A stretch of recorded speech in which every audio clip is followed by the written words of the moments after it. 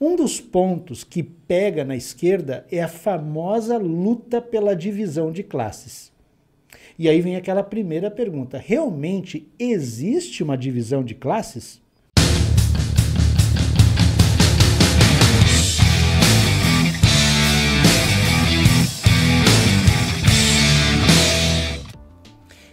Olá, meus ponderadores, sejam muito bem-vindos a mais um Pondera Sem Filtro. Comigo, Luciano Felitti, e meu amigo Alessandro Henrique de Oliveira. Como é que você tá, meu amigo? Olá, Luciano. Olá a todos que estão nos acompanhando aí no Pondera Sem Filtro. É um prazer inenarrável estarmos aqui para a gente poder debater as ideias, colocar o nosso ponto de vista e provocar o pensamento crítico. Você fala bonito, né? Você dá toda essa introdução assim pomposa, né? Mas é legal, é isso mesmo, Alessandro. E hoje, o que a gente está se dispondo a discutir aqui? Então, olha só, como todos sabem, o Pondera Sem Filtro é um programa de opinião. Ele é diferenciado, ele representa a opinião do pessoal que está aqui. Exatamente. Então, a ideia aqui do programa Pondera Sem Filtro é o Luciano Felitti e Alessandro Henrique pontuarem as suas considerações sobre os diversos temas. Diferente do PonderaCast, que é um programa de entrevista onde a gente se concentra na mensagem daquela pessoa que nós convidamos para vir aqui. E hoje, Luciano, a gente vai discutir por que a esquerda encanta tanto. Já parou para pensar nisso? Pois é verdade, né? Você vê que existe um pessoal que é bem apaixonado, bem de esquerda mesmo, uma coisa que como se fosse uma meta de vida, né? Um legado que tivesse. Por que encanta tanto? O que na esquerda faz principalmente os jovens se apaixonarem a ponto de se envolverem na luta pela esquerda, pelo socialismo? E você sabe, quando a gente começa a adentrar nesse ponto, inevitavelmente a gente vai cair naquilo que ocorreu no Brasil, que é a polarização. Então hoje a gente tem muita gente voltada para a direita e tem muita gente voltada para a esquerda. Um dos pontos que pega na esquerda é a famosa luta pela divisão de classes. E aí vem aquela primeira pergunta: realmente existe uma divisão de classes?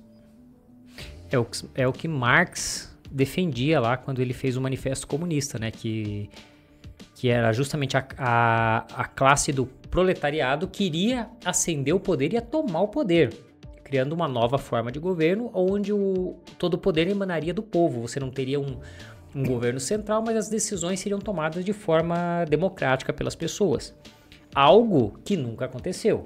Tanto que, se você conversa com alguém que é mais à direita, ele vai falar: existem vários casos no planeta em que diversos líderes tentaram implementar um governo de esquerda. A gente pode citar aí, por exemplo, a União Soviética, a China, Cuba, Venezuela.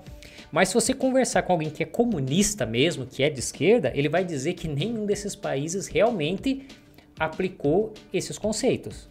Na verdade, eles tentaram, mas fracassaram no meio do caminho justamente porque se converteram em ditaduras. Né? Mas aí fica aquela pergunta: mas por que se converteram em ditaduras? Será se a forma como é defendida, essa forma de que todo o poder deve emanar do povo e você não tem um governo central, ela funciona? Ou será se justamente esse discurso ele permite que a ascensão de um líder autoritário que tente pegar todas essas classes e se dizer o protetor delas e, em nome dessa proteção, instaurar uma ditadura? E aí, Luciano, a gente entra num ponto que é realmente a manipulação social que acontece para induzir o povo a acreditar que realmente existe uma divisão de classes. O que é uma divisão de classes? É exatamente aquele que tem mais poder aquisitivo daquele que tem menos poder aquisitivo. Tá certo, olha, tanto no capitalismo como no socialismo a gente vai enfrentar essa situação. E desde que o mundo é mundo, a gente tem aqueles que acabam dominando mais e aqueles que acabam sendo dominados. Isso é um fato. O problema é que quando você pega nas democracias, você vai eleger poucas pessoas para representar a grande maioria. Só que quando você vê ascender ao poder esses políticos, eles acabam não cumprindo com como é que eu poderia colocar? Com o propósito de defender essas classes, e eles acabam o quê? Chegando no poder, ficando no poder, usando o poder, e a maneira que eles têm para continuar perpetuando no poder é fazer com que exista divisão de classes e aí exista uma guerra entre essas classes. Você concorda com isso ou você acha que isso é utopia? Não, eu acredito que é exatamente isso. Porque você acompanha vários governos de esquerda que falam, vou defender a classe trabalhadora, a classe LGBT, a classe dos indígenas e tal, mas quando chegam nos seus governos, muito pouco eles fazem para mudar isso. Pelo contrário, eles querem cada vez mais dividir cada vez mais separado. Por quê? Porque grupos separados têm menos força.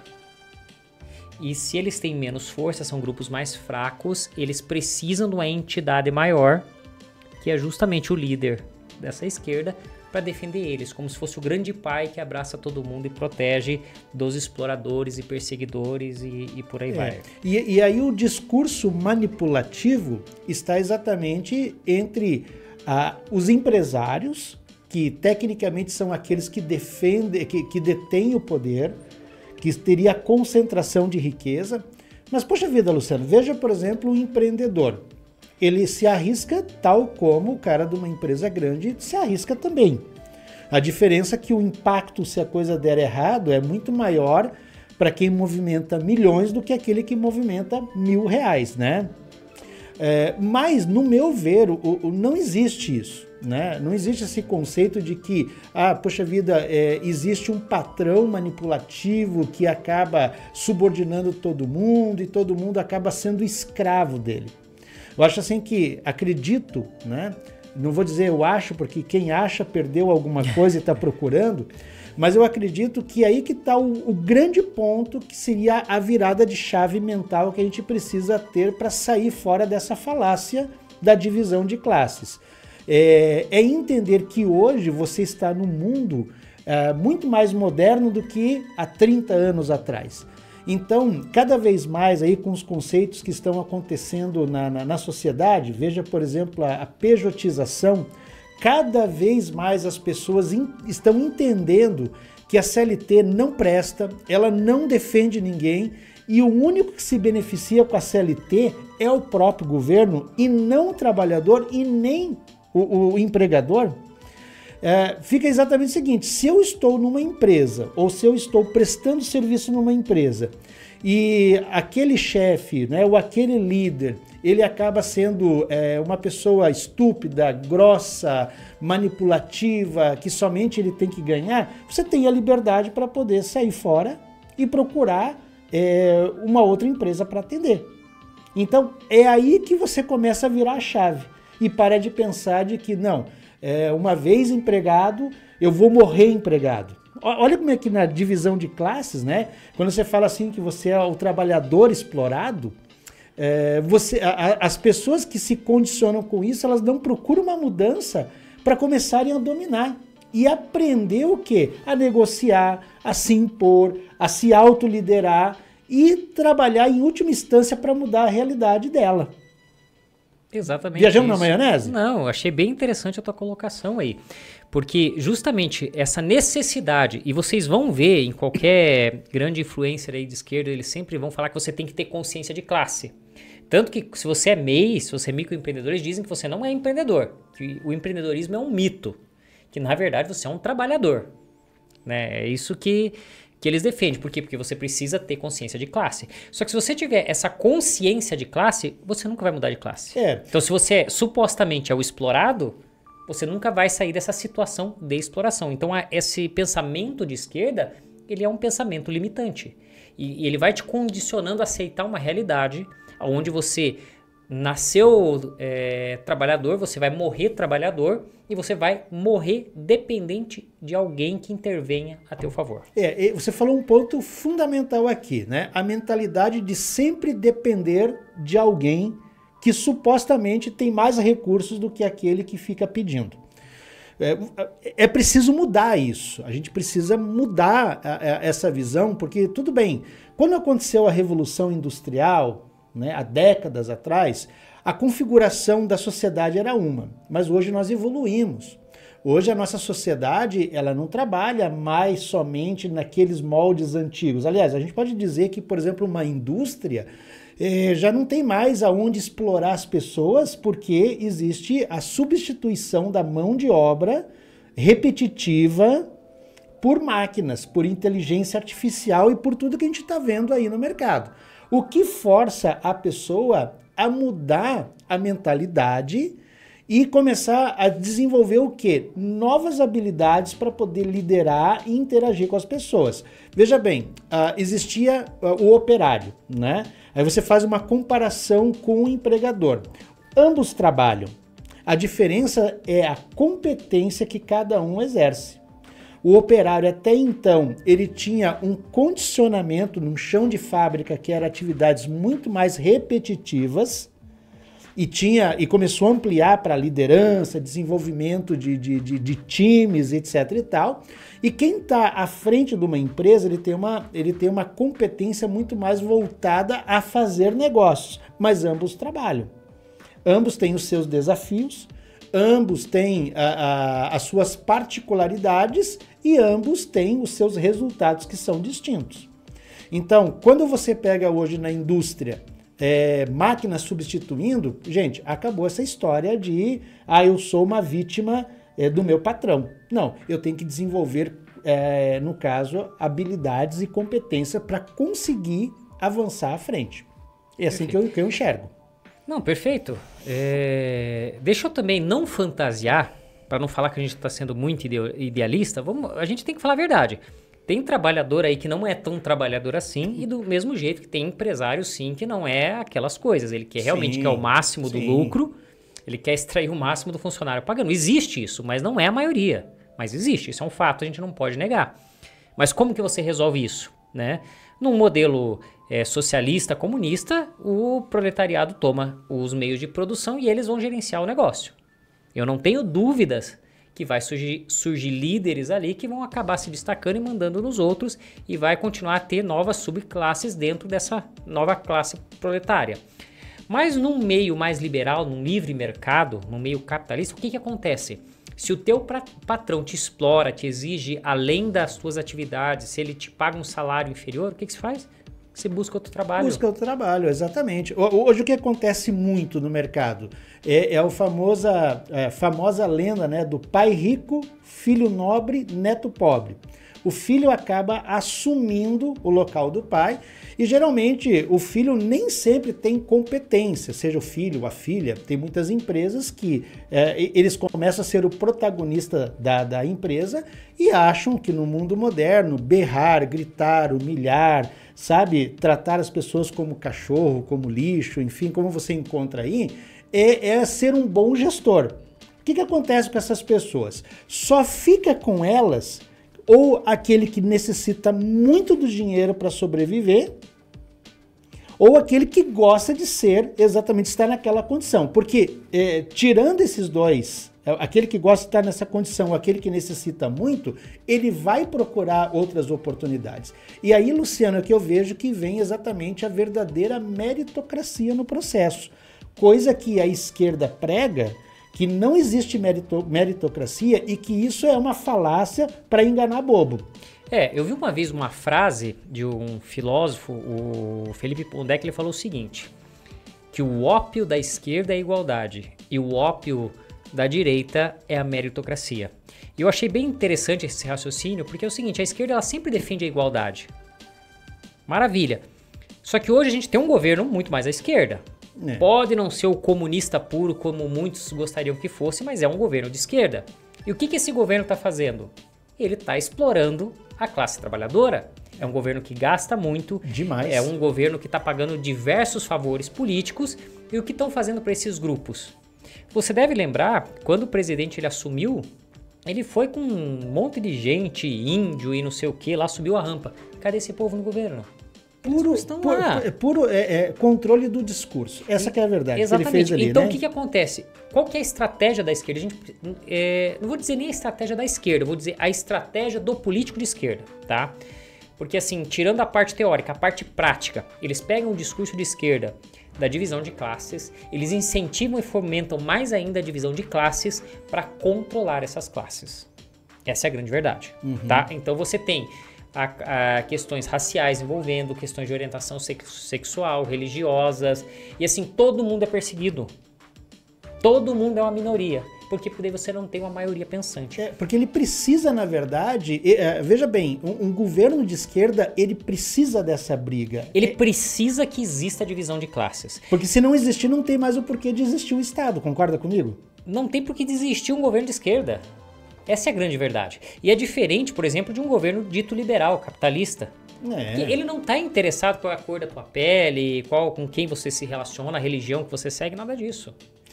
Ele defende justamente que você atenda às questões básicas de saúde, segurança e educação de qualidade para que você possa construir tua jornada. Então, assim, eu acredito realmente nesse ópio da igualdade da esquerda, mas eu nunca vi ninguém realmente conseguir essa igualdade para algo positivo. O que a gente vê sempre é a igualdade para negativo, né? Países extremamente pobres, porque as elites políticas de esquerda, elas acabam se vendendo e o povo ali que foi usado de massa de manobra, essa que é a grande verdade, tá? E daí, falando um pouco sobre o ópio da direita ali, que é a meritocracia. Você acredita que existe essa meritocracia realmente, Alessandro? Olha só, Luciano, o que eu vejo sobre a meritocracia? Eu acredito que existe uma mentalidade de rebanho empresarial, de empreendedores, que colocam a ideia do empreendedorismo como fosse algo utópico, que é simplesmente você começar a empreender e tudo vai dar certo. A verdade, no meu ver, é que o mercado, ele é um jogo. Essa que é a real. A gente precisa aprender a jogar.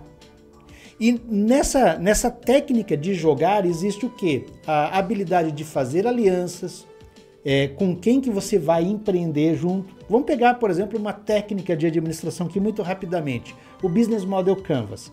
Lá nos 9 blocos você tem um que é chamado parceiro-chave. O que é o parceiro-chave?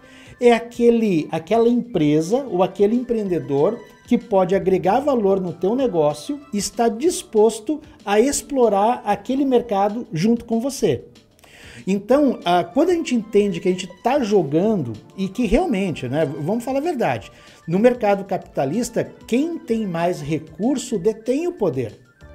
Tal como nas redes sociais hoje existe o quê? Quem tem mais seguidores, ele acaba tendo mais influência pelo número de pessoas que ele consegue atingir muito mais rápido do que aquele que está começando.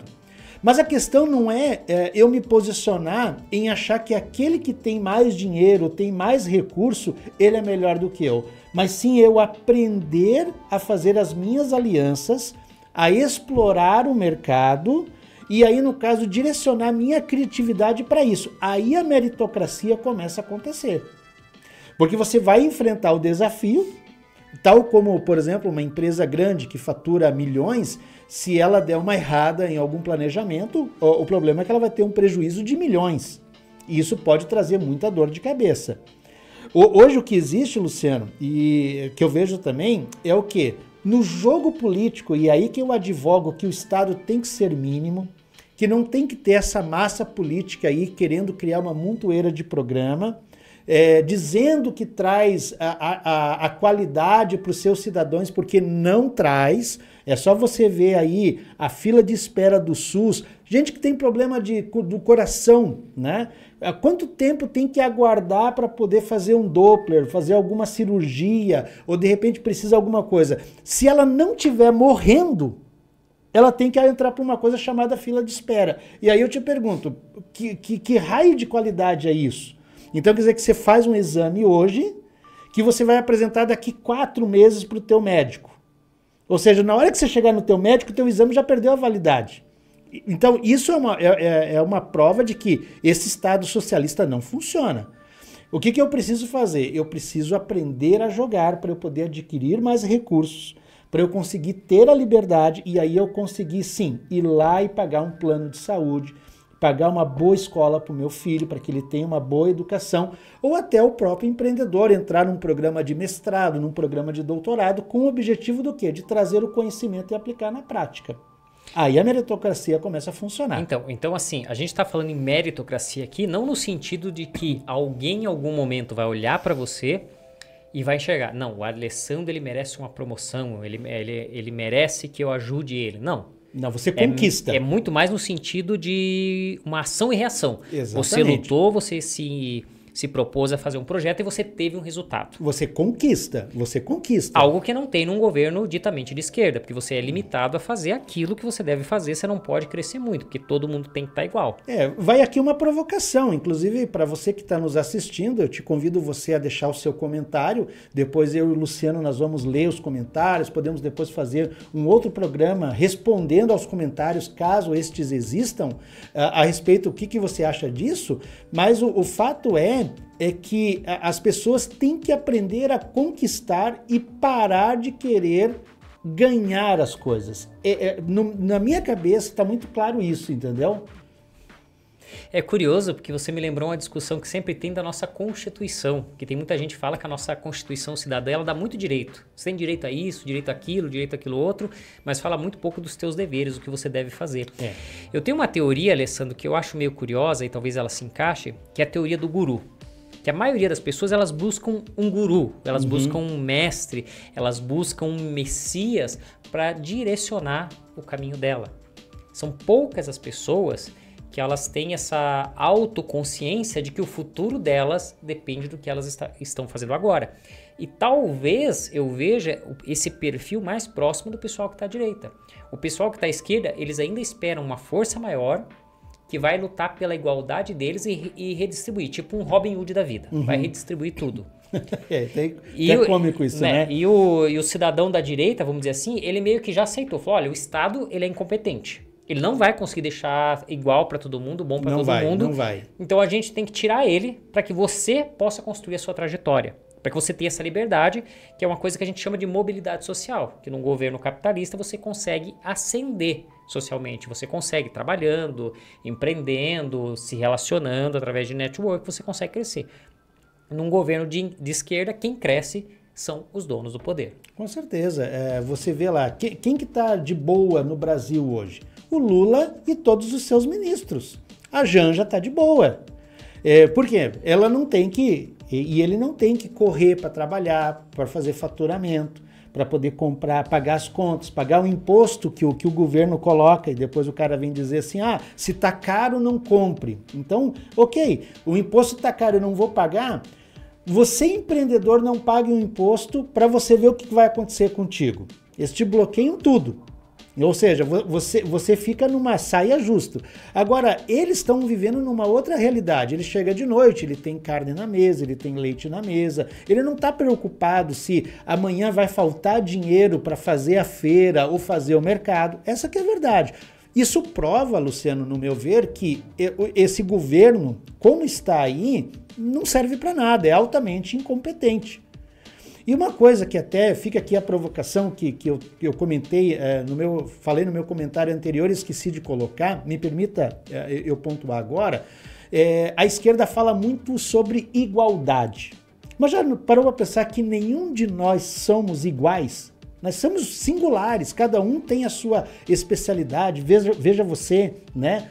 O caminho que você tomou na tua especialização, veja eu o caminho que eu tomei, veja cada um aí que está nos assistindo o caminho que você tomou, mostrando exatamente que nós somos singulares. O que a gente precisa aprender é a viver com respeito, entendendo o limite das coisas, mas não nessa conversa utópica de que todo mundo é igual e, portanto, o mercado é sujo e é apenas um governo salvador, seja ele comunista, né? Ou seja ele socialista, como os exemplos que a gente tem na Rússia, Cuba, Venezuela, Brasil, e vendo o cidadão realmente que é aquele que acaba caindo nisso, ter que passar numa fila do SUS.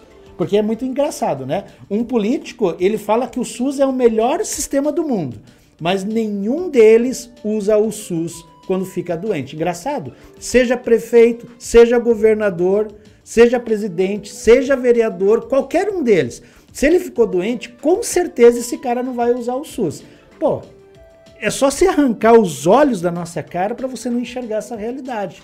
Mas aí, Alessandro, eles podem, porque eles estão defendendo uma classe. Porque eles precisam estar lá, né? A grande ilusão. E aí que está a nossa provocação para você que está nos assistindo aqui, nos prestigiando. E deixa nos teus comentários aí também o que você acha. Que é o seguinte, será se você não está sendo de alguma forma usado como massa de manobra? Aquele político fala que vai te dar saúde, vai te dar educação, que vai te dar emprego. Mas na verdade o que ele está fazendo é trocando móveis do palácio, gastando com um tratamento estético, com roupa nova, um monte de bobagem que não faz sentido nenhum. E é curioso que o discurso de esquerda, ele sempre foca em dois elementos, né? O explorador, que seriam os donos das empresas, e o explorado, que seria o trabalhador.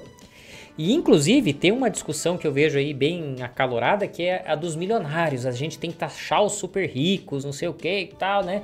Eu vi alguém fazendo uma conta, se você confiscar todos os bilionários do Brasil, não dá para pagar um ano da dívida pública do Brasil. Uhum. Então assim, se existe alguém que realmente explora o povo, explora o trabalhador, e esse sim é um trilionário, é o governo. Com certeza. Então, se tem alguém que a gente tem que confiscar, é o muito governo. Muito bem colocado, muito bem colocado. E quer ver mais uma coisa, Alessandro? Você estava falando da questão de impostos. Ah, porque o meu patrão lá é um explorador, ó, eu monto máquina, eu atendo um serviço lá, eu agrego tantos mil para a empresa lá e ganho uma miséria. Tá bom. Você já parou para se perguntar em uma nota quanto que ele paga de imposto? Ou quanto você paga de imposto, quanto CLT? Para pensar nisso. Não, mas eu quero colocar um pouquinho aqui a ótica do empresário. Porque assim a gente sempre olha, não, o empresário é malvadão, tá, mas ele paga teu salário, ele tem que pagar ali você paga uma parte do INSS, ele paga mais o INSS em cima disso, e ele tem que recolher ali FGTS, que é um dinheiro que depois vai ficar reservado para você, e tem que se ter previsibilidade com férias, 13º e tal. Mas quando ele vai vender um produto, que seja, por exemplo, um notebook, quanto de imposto vai nisso aqui? E assim, ele vai vender ali, o notebook eu não lembro, mas por exemplo um automóvel, em torno de 40% de um automóvel é imposto. E como que funciona? A partir do momento que o vendedor emitiu a nota de venda daquele carro, ele já paga o imposto. Uhum. Se o comprador não pagar o carro, é o vendedor que vai ter que correr atrás de cobrar, porque o imposto ele vai ter que pagar do mesmo jeito. Então, ou seja, o governo não perde nunca. Não existe isso. É um absurdo e as pessoas não entendem isso. Não, sempre o empresário é um malvadão. O governo ele não divide o risco com você. Quer ver outro exemplo? IPVA. Por que raios a gente paga IPVA? Exatamente. O IPVA, antigamente ele tinha outro nome, mas ele era um imposto que foi criado justamente com o objetivo de aumentar a malha rodoviária do Brasil, para que a gente tivesse mais estradas e até faria um certo sentido na época, né? E não precisaria de pedágios. Não, justamente, a ideia era ter um imposto para construir estradas para que não precisassem ser pedagiadas. Em algum momento, teve alguém que foi muito inteligente, foi lá e mudou o nome do imposto e colocou IPVA, e isso permitiu, né, nessa mudança ali de nomenclatura, que esse recurso não fosse exclusivamente destinado à construção de estradas, mas a qualquer outras coisas que os governadores aí estaduais se propusessem a fazer. Essa que é a grande verdade. Então, hoje, aquilo que era um imposto para construir rodovia se converteu em imposto para arrecadar mais, arrancar mais dinheiro do teu bolso, e você agora ainda tem que pagar pedágio. Olha só que absurdo, que né? Que governo maravilhoso. E que absurdo. E aí, eu te convido você que está nos assistindo a se inscrever no canal, clicar no sininho de notificações para que chegue para você todo o conteúdo que eu e o Luciano, a gente acaba produzindo aqui com o intuito de levar o pensamento crítico, de ouvir a sua opinião, de debater a sua opinião aqui nas redes sociais, e também te convido você a nos seguir nas outras redes sociais, no Instagram, nós somos @ponderacastbrasil, e demais redes sociais como YouTube, X, TikTok, somos @ponderacast, certo? Exatamente, e se puder também seguir nossos perfis pessoais nas redes sociais, o meu @Luciano Filite no Instagram, e em todas as redes, só o Facebook que é Luciano B. Filite, a minha página, e as redes sociais do Alessandro também, Alessandro. Isso, eu vou destacar hoje o Instagram, que é o @AlessandroHOliveira. Eu estou preparando novamente o meu perfil no LinkedIn, daí eu já vou poder compartilhar para que você possa se conectar comigo também pelo LinkedIn. Exatamente, se conecte com a gente, manda lá uma mensagem, você quer discutir, discorda, a gente falou alguma bobagem, vai lá, corrige a gente. Se a gente colocou alguma informação errada, coloca aí nos comentários, corrige, não tem problema. A gente está aqui para aprender e construir junto. Não é isso, Alessandro? E aí vem aquela coisa, qual que é a alternativa então que a gente pode tomar para sair fora dessa guerra de classes sociais? A primeira seria o quê? As pessoas entenderem que a meritocracia ela está em aprender a jogar, em aprender a fazer aliança, ou seja, realmente entender o que é empreender, entender o que é negociar, entender o que é fazer alianças e partir com um objetivo claro para realizar isso. É a primeira alternativa. Tudo bem, mas eu vou fazer um papel um pouco aqui meio de esquerda agora, né? Do advogado do diabo? Não, vamos deixar o diabo quietinho. Coitado lá, do né? diabo, Deixa ele de fora nada dessa conversa, né? Mas assim, sempre tem um discurso, uma defesa por parte da esquerda que é assim, você tem um ou outro que saiu da comunidade, que empreendeu, que teve sucesso, mas a grande maioria tá fadada a viver aquela situação em contato constante com a violência e sem muitas oportunidades. Eu acho que isso é uma realidade no Brasil, não tem como a gente negar, certo? Mas eu te pergunto, como que a gente muda para que essa pessoa, para que esse jovem que está lá nas comunidades, muito próximo ao mundo do crime, à violência, ele possa mudar o seu destino? Eu só vejo uma resposta, através da educação. E não educação pública. Vamos ser bem claros. Não pode ser educação pública. Não é essa educação pública que está aí. Não essa, exatamente. Então, a gente teve recentemente a maioria dos governos de esquerda, essa que é a verdade. E o quanto investiram em educação? Mas, Luciano, e amigo ouvinte, olha só, você que nos assiste, vamos colocar o quê? Vamos puxar uns 20 anos atrás. Pensando aqui em Curitiba, Paraná, o camarada queria fazer faculdade. Ele tinha pouquíssimos caminhos. Um era a federal, o outro era a PUC. Qual que era a terceira? Não tinha terceira, era uma das duas. Ou particular, se você tivesse dinheiro para se endividar. Beleza, era muito caro o cidadão se formar em administração, em contabilidade, em engenharia. Hoje você tem, com o desenvolvimento tecnológico, com a evolução na educação, você consegue sim estudar engenharia, área de humanas, administração, contabilidade, marketing, enfim, o curso que mais te agrada, a um preço mais acessível, podendo ainda ser ou presencial, ou semipresencial, ou totalmente EAD. Então, na verdade, aquela outra história que muita gente coloca, não, o EAD não funciona porque as pessoas têm que viver em grupo e, portanto, tem que ter o presencial. Olha, não é bem assim, no meu ver. Se você tiver disciplina, você vai conseguir sim ter um grupo para poder interagir e você vai poder estudar. Então, hoje a educação, ela está acessível. Se você quer fazer uma faculdade, a única desculpa que você tem de não estar fazendo a faculdade é a desculpa que você deu para si mesmo. Porque se você quiser, você vai lá, você negocia, você arruma um trabalho, você consegue, as pessoas conseguem, basta apenas querer. Agora, essa mentalidade educacional que a gente tem aí, oriunda do Estado, de que é muito mais uma catequese que vai doutrinar dentro de preceitos de esquerda, e aí vem até uma reflexão. Hoje os pedagogos que aí estão, eles tendem mais para o lado de direita ou eles tendem mais para o lado de esquerda? Olha, os meus professores, eu lembro boa parte deles, espero que nenhum esteja me assistindo, né? Quem sabe está assistindo, mas tinha alguns que eles eram muito assim, tendiam para a esquerda e sempre usavam o discurso de que os Estados Unidos estavam com neocolonialismo com o Brasil, sempre alguma coisa nessa linha, que a gente sempre estava sendo explorado pelos americanos, é sempre né? esse papo, né?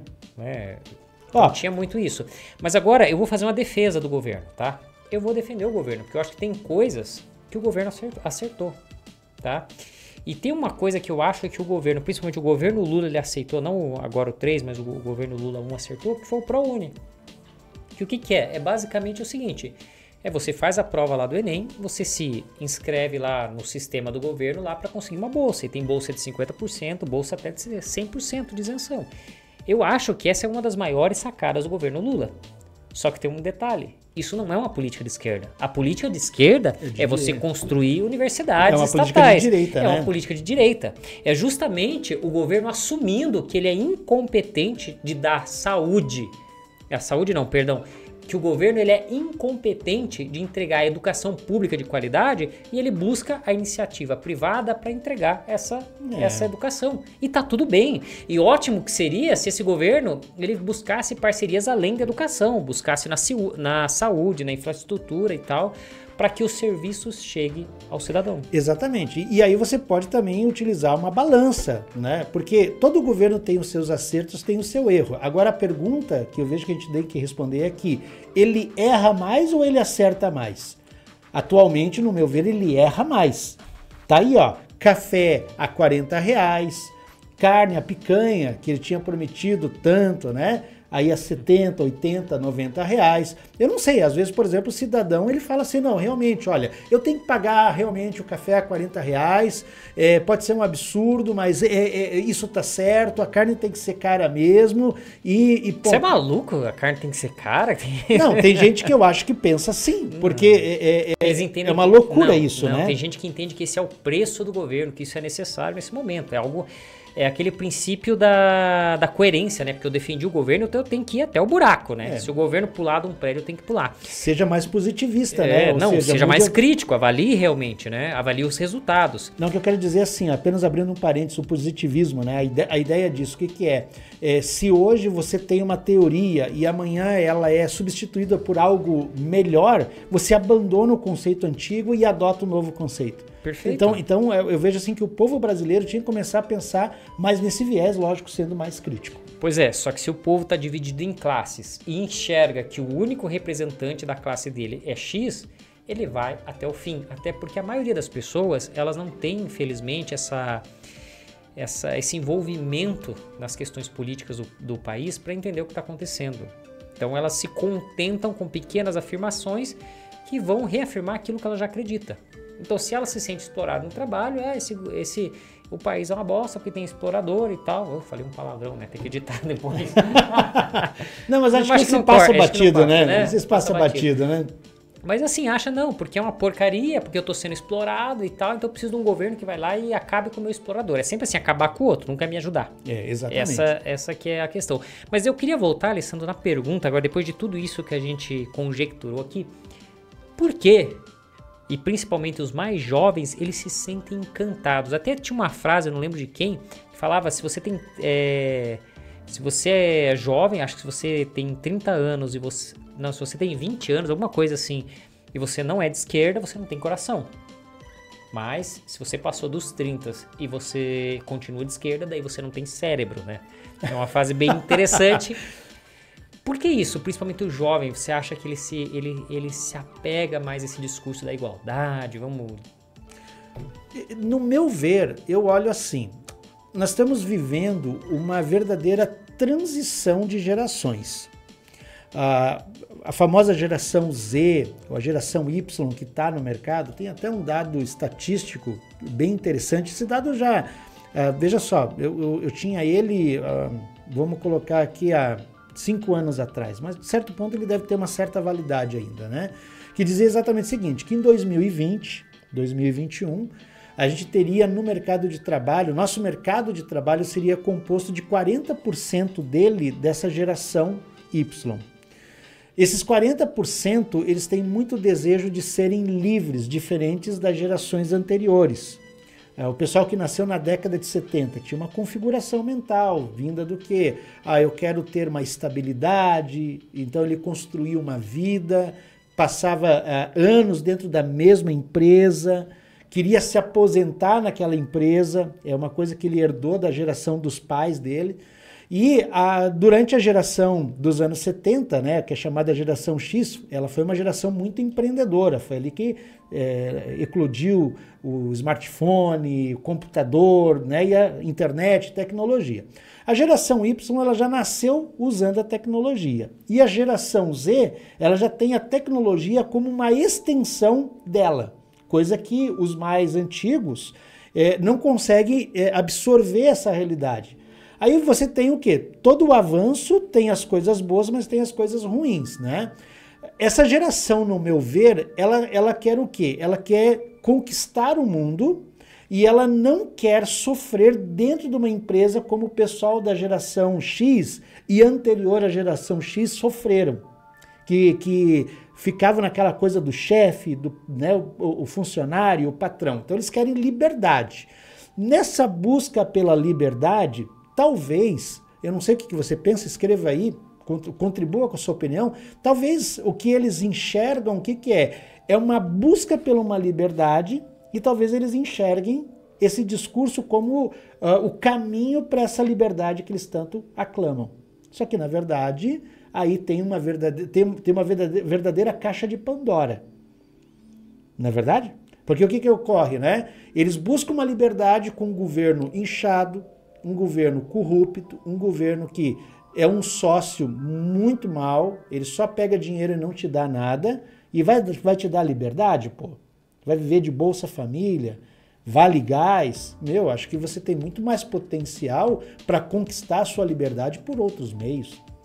Então, a busca da liberdade talvez seja isso que essa geração acaba caindo nesse conto dos velhos trapaceiros. Pois é, no começo da esquerda a nível mundial, Alessandro, a grande estratégia foram as guerrilhas. Então, diversos países se montavam guerrilhas armadas para literalmente tomar o poder. E a gente teve, no caso, por exemplo, isso teve sucesso principalmente na Rússia, na China maoísta ali. E ali na década ali de 1950 tinha bastante guerrilhas ao redor do mundo, quando a gente estava no momento da Guerra Fria. Só que a esquerda, ela evoluiu. E ela entendeu que a guerrilha, ela não era uma ferramenta tão eficaz. E começou a trabalhar na guerra cultural. Aí que ela começou a ocupar os espaços de poder e a divulgar suas ideias, os seus discursos. Certo. Principalmente nas escolas. Por isso que eu estou dizendo, na escola eu só ouvia falar do tal do neoliberalismo, neocolonialismo, que queriam nos explorar. E você cresce, você chega ali nos teus 20 anos, 18, 20, 19, 20 anos, com aquela mentalidade que você está sendo sempre explorado. Sempre tem alguém ali que está acima de você. Mas aí quando você começa a trabalhar, quando você começa a entender o mundo real, você começa a ter chefe, quando você se arrisca a empreender e dá certo ou não dá certo, você começa a entender como o mundo funciona e que ele é diferente. E é gostoso, Luciano. Eu vejo assim, veja bem, vamos colocar isso aqui de uma maneira assim que você que está nos assistindo entenda isso. Quando eu falo que é gostoso, é porque você vai para o jogo, mas você tem que ter a disposição de enfrentar o desafio. Eu tenho que entender que quando você escolheu para encarnar, quando eu escolhi para encarnar nesse mundinho azul, né, esse pontinho azul nesse universo gigante, as coisas não seriam fáceis de experienciar. Haveria desafio. Por isso que você nasce e já começa chorando. Alguém te dá um baita de um tapa na bunda para dizer que você está vivo, para que você se mexa. E realmente a vida ela é um jogo de conflito, seja no trabalho, seja em qualquer lugar que você esteja. Então a gente tem que desarmar a cabeça dessa utopia, desse vitimismo e aprender o quê? A lutar e a construir valores. E nesse processo é óbvio que você vai se deparar com pessoas que pensam diferente de você. Mas não existe nenhum problema em as pessoas pensarem diferentes uma das outras. O que existe o problema é de tentar criar aquela mentalidade de rebanho para que todo mundo seja igual, use a mesma roupa, o mesmo corte de cabelo para aqueles que têm cabelo, a mesma maneira de falar, sendo que na verdade o mundo é diverso. Então, acredito que a virada de chave está aí, entendeu? De você realmente não cair nesse conto do vigário, desses velhos trapaceiros, porque uma coisa é certa, é só você ver as histórias aí no mundo. O que aconteceu com a Venezuela? O que está acontecendo com o Brasil? Veja agora a Argentina, por exemplo, com o Milei. Olha o que ele está fazendo. Até então, ele era um corpo estranho nesse mundo. A hora que ele começou a dar resultado... Agora, o que acontece? A esquerda ela tenta construir uma narrativa para desacreditar o outro lado. Percebe como ela não está interessada na evolução? Ela está interessada em manter o poder. Ela não está focada no resultado, se a vida das pessoas melhorou ou não. Ela está preocupada com a narrativa. Tanto que aquilo que a gente, não sei se a gente falou já aqui, a gente tinha combinado de falar, que é a história do tal do mito da garagem. Não, nós não comentamos ele. O mito do empreendedorismo. Já viu essa? Eu vi alguns vídeos aí no TikTok e tal, que aparece um pessoal de esquerda aí pra mim. Não caia o mito do empreendedorismo, o mito da garagem, mito disso, mito daquilo. E uma vez eu fiquei olhando um vídeo, a pessoa falando sobre o tal do mito da garagem. Ela até usou o exemplo ali do Silvio Santos, porque, não cai nessa história que o cara era camelô, o cara teve um monte de gente que ajudou ele, que ele a família já era rico e tal e coisa e tal.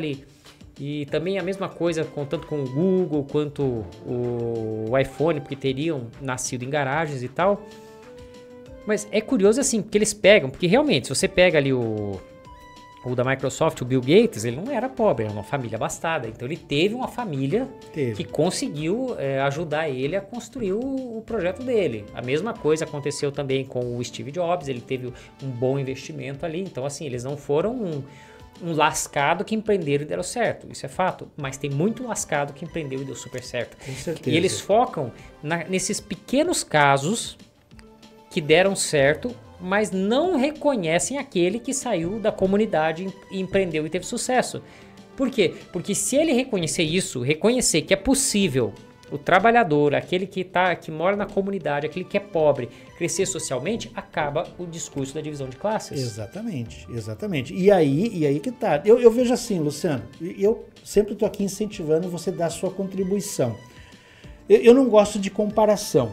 Eu acho que a comparação, ela é um viés de esquerda, cujo realmente a ideia o que é? Tirar a sua singularidade. Veja bem, quando você cria os seus próprios valores, você defende a sua própria ideia, você segue o caminho, né, que a gente está falando aqui de empreender, de ser livre, você aí da geração Y e Z que quer ser livre, você vai se deparar com um motivador que é chamado a individualidade. E a individualidade é você deixar a tua marca. E para você deixar a tua marca, ou todos aqueles que deixaram a marca deles, pode ter certeza absoluta, eles não estavam nem um pouco preocupados em fazer comparação do trabalho dele com um dos outros. Eu vou te dar um exemplo. Veja esses programas que têm objetivo aí na televisão aberta de promover o cantor, de promover um chefe de cozinha, né?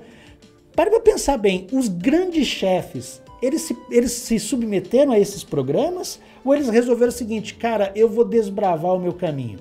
Se eu olho as bandas mais antigas, eu vejo que, na verdade, elas estavam muito mais interessadas em fazer a arte delas e se tornaram famosas. Tem muitos empreendedores que, para eles, talvez eles não querem ser bilionários. Às vezes a busca dele é outra. Só que existe uma configuração de que você tem que ter o sonho de se tornar um multimilionário, multibilionário. Então, acho que também a gente tem que pesar isso.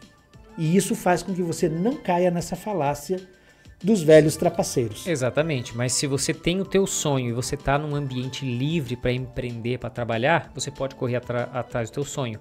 Agora, Deus o livre se a gente nascesse, por exemplo, numa Coreia do Norte, um país totalmente fechado, onde basicamente você, do jeito que você nasce, você está condenado a morrer.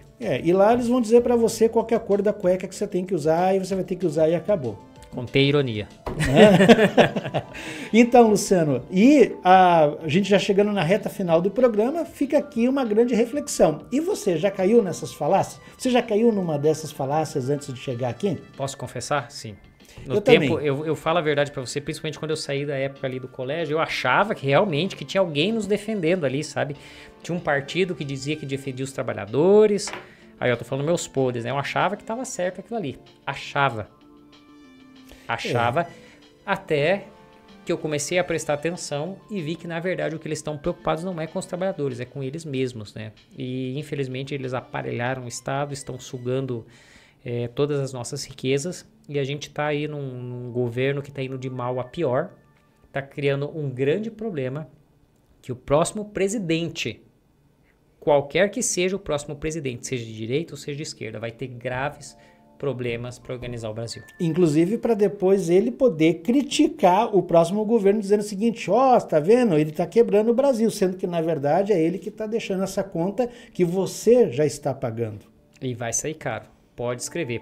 Quer ver um exemplo bem prático? A gente teve o governo Lula 1 e Lula 2, né? No Lula 1, Ele pegou o país ali, o país estava se organizando, a nova moeda, o real, a coisa estava acontecendo, estava crescendo, teve boom das commodities e tal, e teve pré-sal.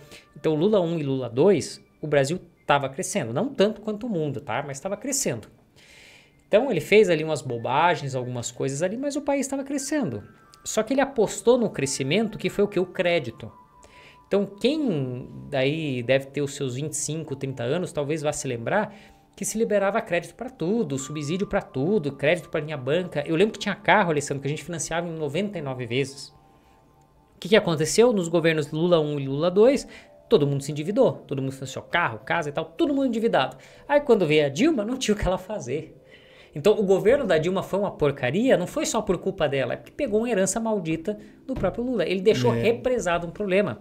Quando você libera só crédito, é como se você estivesse antecipando o recebível. Aí lá na frente, nos próximos 5, 6 anos, as pessoas só vão estar pagando, e a economia vai definhando. E é o que está acontecendo agora. Agora a gente tem o absurdo que a gente tem o FGTS e você pode emprestar um dinheiro a juros absurdos, sendo que você já tem um dinheiro lá que está parado, que não rende nem 3%, rende 3% ao ano, que é ridículo. É uma tragédia, isso é uma tragédia. Mas isso é assunto para outro vídeo. Exatamente. E aí a gente sabe que a gente precisa reduzir esse estado, e aí que vem, né? Primeiro passo é a educação, parar com a mentalidade de vitimismo, partir para a meritocracia entendendo que isto é um jogo e sabe construir a sua vida sem comparações, lógico, não fazendo vistas grossas, não é isso que a gente está dizendo aqui, mas sabe, mudando essa mentalidade e saindo fora dessa falácia. E participar do debate político, entendeu? Não acreditar em conversa fácil, não acredite nisso tudo que a gente está falando para você, vai pesquisar, vai ver outras pessoas que pensam diferente e tire as suas conclusões, tá? Mas cuidado com as narrativas. Foque naqueles que têm resultado, que apresentem números, histórias, exemplos.